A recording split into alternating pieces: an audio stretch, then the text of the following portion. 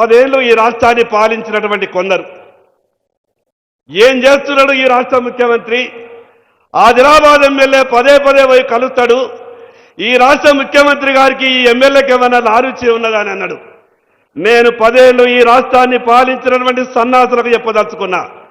ఈ ఆదిలాబాద్ నియోజకవర్గ ప్రజల అవసరాల కొరకు పోతున్నా.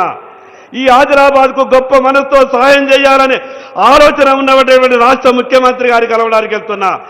ఈ రాష్ట్రాన్ని 10 ఏళ్ళు పాలించిన టీఆర్ఎస్ పార్టీ ఢిల్లీ నుండి ఇక్కడ ఎయిర్పోర్టు మంజూరు చేస్తామని ఆనాటి రక్షణ శాఖ మంత్రి నిర్మలా సీతారామన్ గారు 4 ఉత్తరాలు రాసినా ఈ కేసీఆర్ స్పందించలేదు.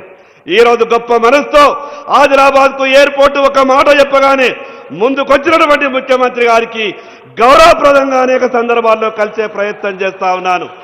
శాతగానటువంటి ఆ సన్నాసులు మాట్లాడేటటువంటి మాటలకు ఈరోజు గౌరవ ముఖ్యమంత్రి గారు దేశ ప్రధానమంత్రి గారి దగ్గరికి ఏ రకంగానైతే తెలంగాణ రాష్ట్ర అవసరాల కొరకు వెళ్తున్నాడో నేను కూడా నా నియోజకవర్గ ప్రజల అవసరాల కొరకు వెళ్తున్నా. అన్నా మీకు ఒక్క మాట చెప్పదలుచుకున్నా.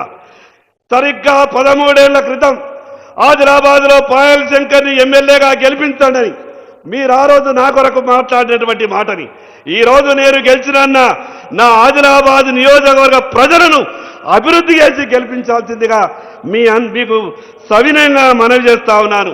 మరి అదేవిధంగా కోటా చెనాక అనే ప్రాజెక్టు దాదాపు 95% పూర్తయిపోయింది. కేవలం కొంత భూసేకరణ చేస్తే దాదాపు 60,000 ఎకరాలకు సంబంధించినటువంటి ఆయకట్టు. వాస్తవంగా మిమ్మల్ని ఆ ప్రాజెక్టు ప్రారంభోత్సవానికే రమ్మన్నా, కానీ ఎన్నికల కోడ్ ఉన్న సందర్భంగా అది వీలు కాలేదు. కాబట్టి ఆయకట్టు మిగతా భూసేకరణ నిధులు వెంటనే విడుదల చేయాల్సిందిగా మీకు సవినయంగా విజ్ఞప్తి చేస్తా ఉన్నాను. మరి అదేవిధంగా ఆదిలాబాద్ పట్టణంలో కొమరం భీం అనే పూర్తిగా ఆదివాసుల కాలనీ 20 సంవత్సరాల నుంచి గుడిసెలేసుకొని ఉన్నారు. అది ప్రభుత్వ భూమి. దాదాపు 2,000 కుటుంబాలు ఉన్నాయి. వాళ్లకు వెంటనే పట్టాలిచ్చి ఆదుకోవాల్సిందిగా మీకు విజ్ఞప్తి చేస్తా ఉన్నాను. నా నియోజకవర్గంలో 2 గొప్ప చరిత్ర గల ఆలయాలున్నాయి. ఒకటి జైనత్ లక్ష్మీనారాయణ స్వామి ఆలయం, మరొకటి బైరాన్ దేవ్ శివుని ఆలయం బేలా మండలంలో సదల్పూర్లో. ఈ 2 ఆలయాలకు ప్రత్యేకమైన నిధులిచ్చి ఆదుకోవాల్సిందిగా.